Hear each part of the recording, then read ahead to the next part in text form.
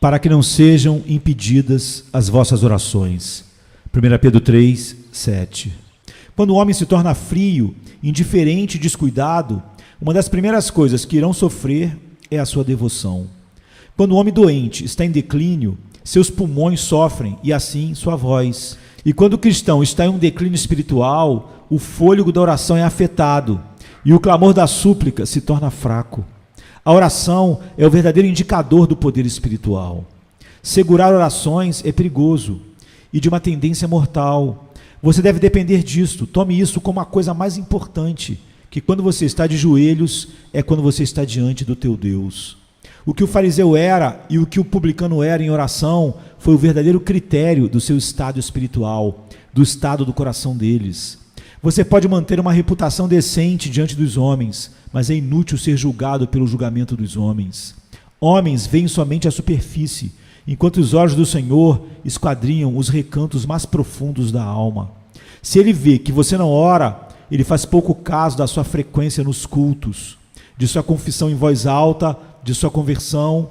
Mas se você é um homem diligente na oração, e se especialmente o espírito de oração está em você, e em adição a isso, em algumas épocas de súplica, o seu coração fala habitualmente com Deus, as coisas estão corretas com você. Mas esse não é o caso quando nossas orações estão impedidas. Existe algo em seu organismo espiritual que necessita ser expulso, ou alguma coisa está fazendo falta e que isso necessita ser resolvido de uma vez por todas. Sobretudo o que se deve guardar, guarda o teu coração, porque dele procedem as fontes da vida, diz Provérbios 4, 23. E as orações verdadeiras são uma dessas fontes de vida. Orações podem ser impedidas em seguida por ter muitas coisas para fazer. Nesta era, isso é algo muito corriqueiro. Nós, homens, temos muitos negócios a fazer. Os dias quietos dos nossos contentados antepassados passaram, e os homens atribuem a si mesmo muita labuta. Não contentados a ganhar o suficiente para si e para suas famílias, eles devem ter muito mais do que podem possivelmente usar consigo mesmos, ou que podem usar proveitosamente para com os outros. A sabedoria aparenta dizer que um cajado é o suficiente para um homem andar, mas a ambição não pode ser satisfeita, a não ser que carregue um lote de cajados nas costas. O suficiente é tão bom quanto um banquete, diz o antigo provérbio.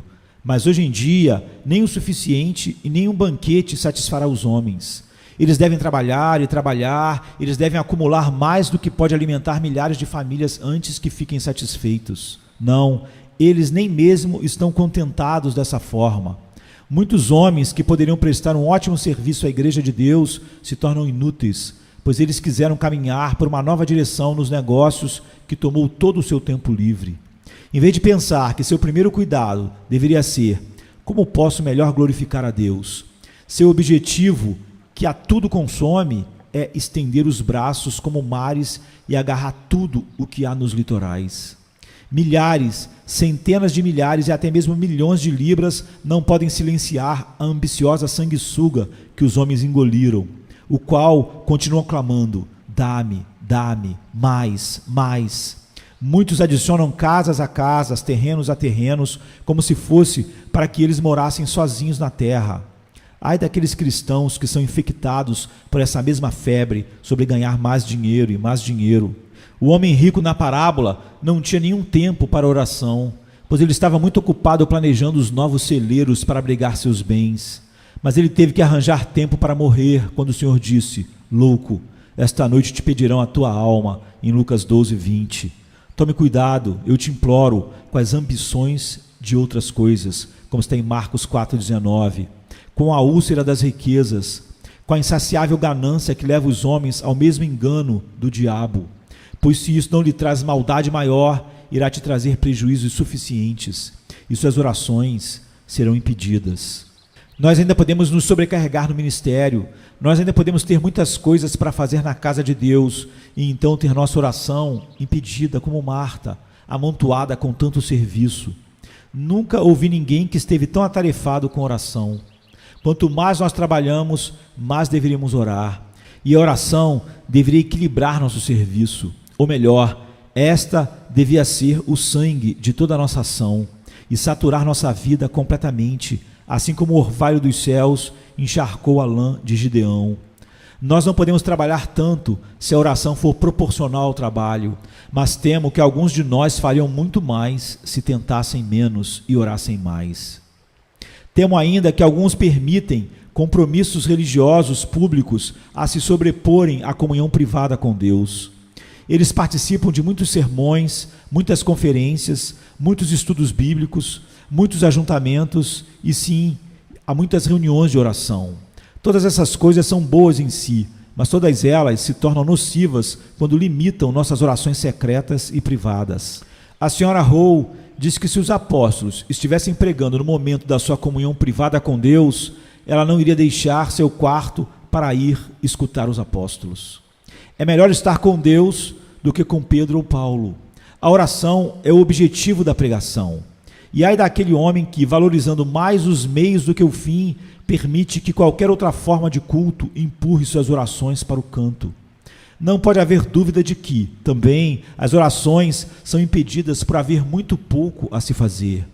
Se você quer uma coisa bem feita, você deve ir ao homem que tem muitas coisas para fazer, pois ele é o homem que fará isso para você.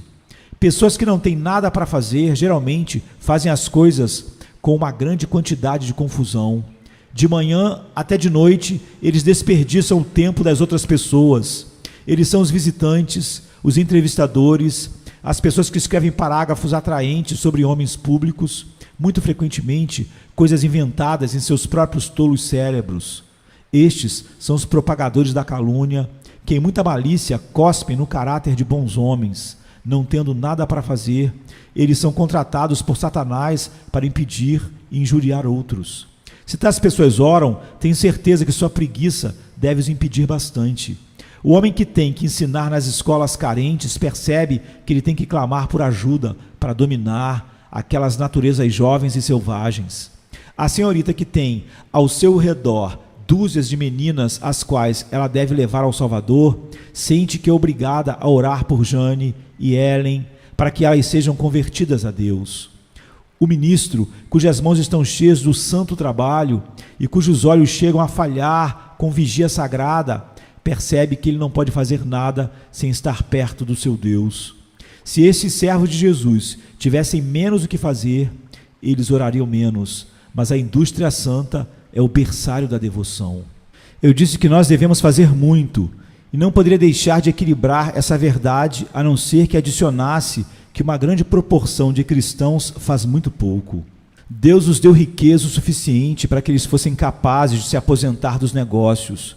Eles têm tempo em suas mãos e ainda têm que inventar coisas para gastar este tempo. E ainda assim, os ignorantes precisam de instrução, os doentes precisam ser visitados, os pobres precisam ser ajudados. Não deveriam eles deixar seu lazer abundante e servir a Deus? Não deveriam eles, então, se apressarem para orar? Gostaria que todos pudessem dizer, como um dos santos do Senhor: oração é o meu negócio, meu louvor e meu prazer. Mas estou certo de que eles nunca farão isso até que o zelo pela casa do Senhor os consuma completamente. Algumas pessoas impedem suas orações novamente por falta de ordem. Eles acordam um pouco mais tarde e têm que correr atrás do seu trabalho durante o dia todo e nunca o alcançam. Eles estão sempre em uma agitação, um dever tropeçando sobre o outro. Eles não têm tempo determinado para se retirar, um pequeno espaço cercado para sua comunhão com Deus e, consequentemente, alguma coisa ou outra aparece e a oração é esquecida.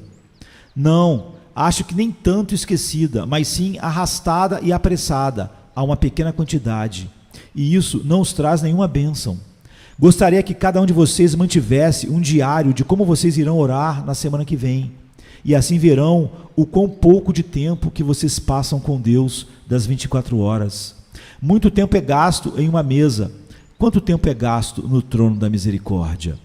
Muitas horas são gastas com homens. Quantas horas são gastas com o seu Criador? Você tem tempo para os amigos da terra, mas quantos minutos você tem com o seu amigo no céu? Você se permite um tempo para a recreação, o que você separa para aqueles exercícios nos quais verdadeiramente sua alma é recriada. Um lugar para tudo e tudo tem seu lugar. É uma boa regra para escolas e casas de negócios. e isto seria igualmente útil em questões espirituais. Outros deveres devem ser feitos, mas a oração não pode ser deixada de ser realizada. Esta deve ter o seu próprio lugar e tempo suficiente para si. Deve ser tomado cuidado para que nossas orações não sejam impedidas, para que em nós não haja omissão ou encurtamento delas.